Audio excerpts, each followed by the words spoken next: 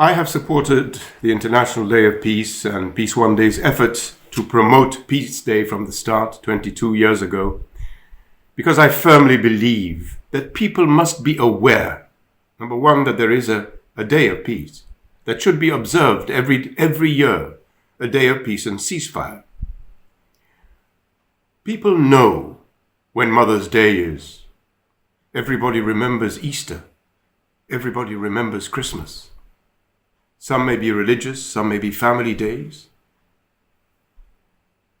Peace Day is equally important.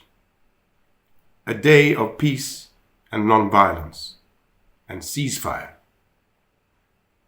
And we need to help people understand why a day of peace is so important. It is important to make peace within yourself. It is important to make peace within your family, within your community, within your society, and contribute to peace within your country, and that will have a ripple effect all over the world.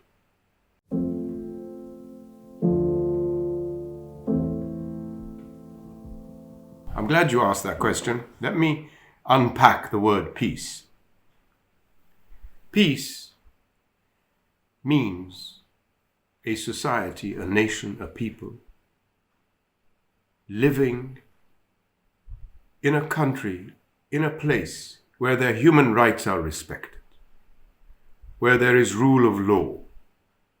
For you cannot have development without respect for human rights, without rule of law. You cannot have peace without development. They are all interchangeable. They all depend on each other.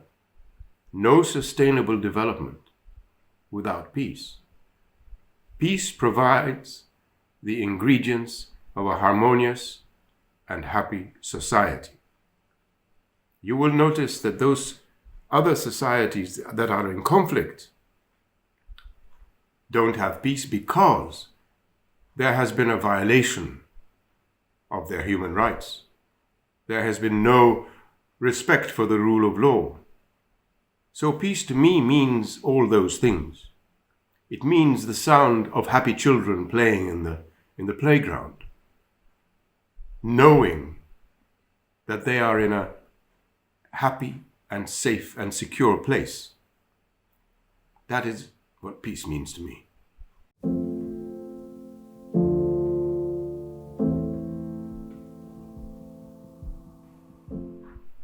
I always find peace when I return to nature.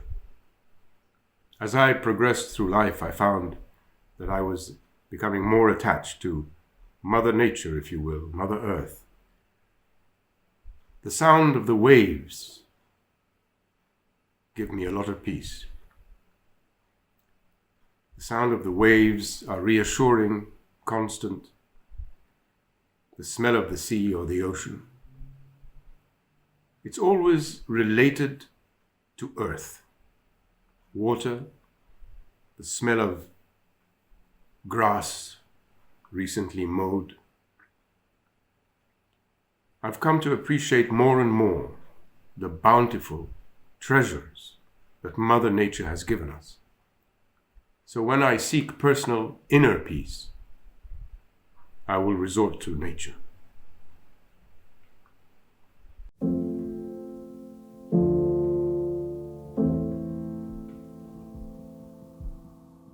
Because it really resonated.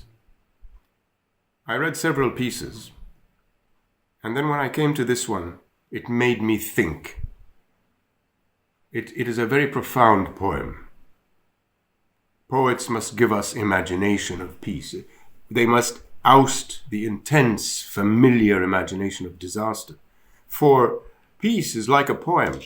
It doesn't write itself. We have to write it. The syntax of mutual aid, the grammar of justice. And then I did some research on Denise Levertov and discovered that she was a wonderful person. She died in 1997, I believe, at the age of 74.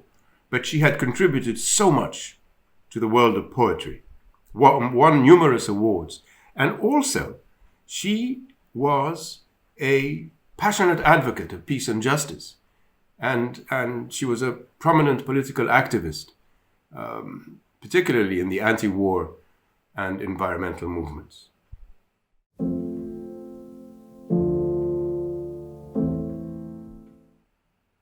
A voice from the dark called out, "The poets must give us imagination of peace to oust the intense, familiar imagination of disaster." Peace. Not only the absence of war, but peace, like a poem, is not there ahead of itself, can't be imagined before it is made, can't be known except in the words of its making, grammar of justice, syntax of mutual aid.